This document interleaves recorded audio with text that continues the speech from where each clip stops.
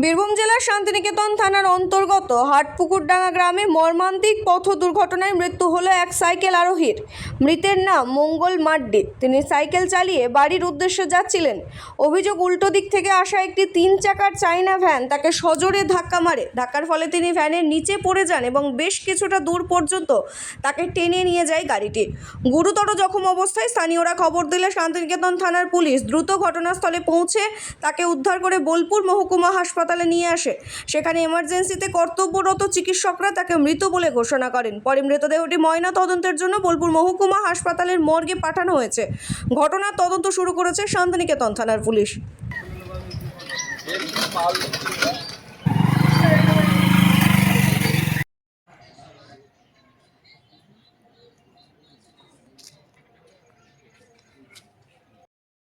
ও সাইকেলে যাচ্ছিল, যেতে যেতেই 3 চাকা ভটভটাতে মেরেছে।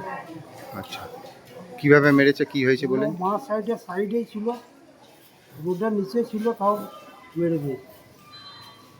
কি নাম যে মারা গেছে? মঙ্গল মাড্ডি। বাবার নাম? সোহন মাড্ডি। বাড়ি? হাটপুকুরডাঙ্গা।